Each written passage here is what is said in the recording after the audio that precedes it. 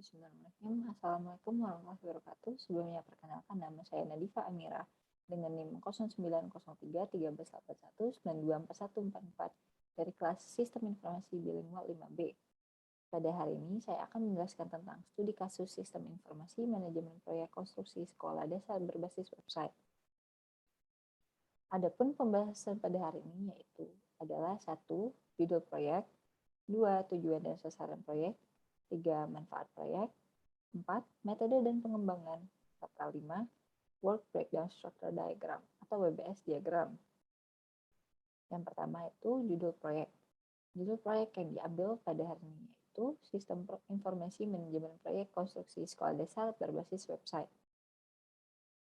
Adapun tujuan dan sasaran proyek ini adalah bertujuan membuat website profile, menyelesaikan proyek dengan tepat waktu, menarik user maupun pelanggan, menjaga anggaran pembangunan proyek, menjaga kualitas proyek, serta melancarkan jalannya proyek.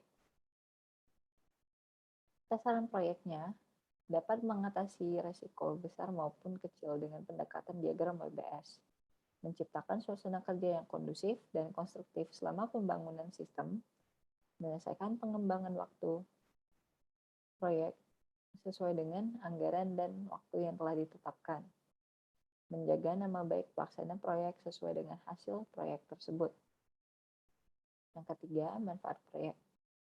Manfaat proyek ini adalah mempermudah bagi penyedia jasa dalam hal pelaporan bidang jasa konstruksi, menambah ilmu pengetahuan tentang pemanfaatan teknologi informasi dalam pengelolaan sebuah proyek khususnya di bidang konstruksi, serta meningkatkan penggunaan teknologi dan informasi.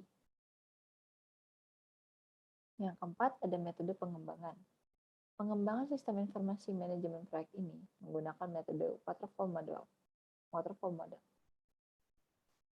Berikut tahapan dari proses perencanaan proyek ini.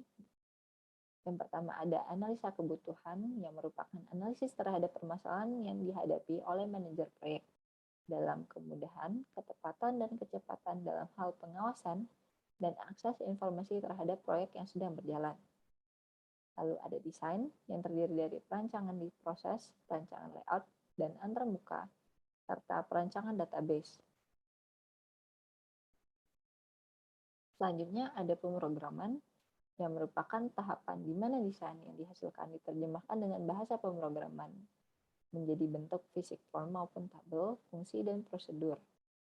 Yang terakhir, terdapat tahapan testing yang merupakan tahapan dilakukan pengujian kelayakan dan fungsionalitas hasil proyek, menunjukkan apakah proyek tersebut sudah memenuhi kriteria yang diinginkan atau belum. Yang terakhir ada Work Breakdown Structure Diagram atau WBS diagram. Berikut ini WBS diagram dari pengembangan informasi manajemen proyek berbasis web. Pada tingkatan 1 terdapat 1.0 analisa kebutuhan, 2.0 desain, 3.0 pemrograman atau coding, 4.0 uji coba atau testing. Dari 1.0 dibagi lagi terdapat breakdown menjadi 3 tingkatan. Yang pada tingkatan kedua terdapat 1.1 kebutuhan pengguna, 1.2 kebutuhan informasi dalam bentuk laporan, lalu serta 1.3 manajemen dokumen.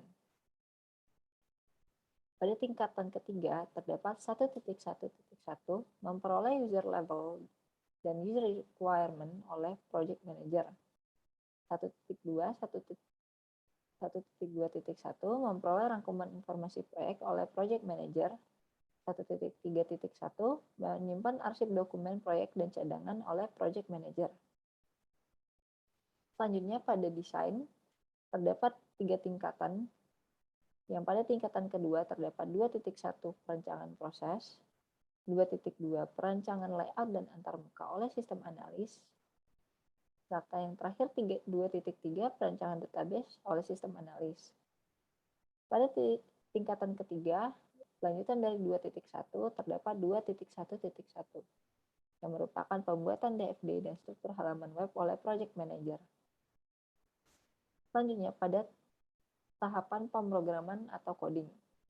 Terdapat dua tingkatan yang terdiri dari 3.1 proses penerjemahan desain ke dalam bahasa pemrograman oleh web developer, 3.2 penyediakan hostingan website oleh web developer, serta yang terakhir 3.3 review hasil website yang telah dibuat oleh sistem analis. Tahapan terakhir dari 4.0 uji coba atau testing. Terdapat dua tingkatan juga, yang terdiri dari 4.1 memeriksa kelayakan dan fungsionalitas proyek oleh user, 4.2 review hasil proyek dari pengguna atau user, dan 4.3 keputusan akhir keberhasilan proyek oleh project manager. Sekian presentasi penjelasan studi kasus Sistem Informasi Manajemen Proyek Konstruksi Sekolah Dasar Berbasis Website. Atas perhatiannya saya ucapkan terima kasih. Saya tutup dengan Wassalamualaikum warahmatullahi wabarakatuh.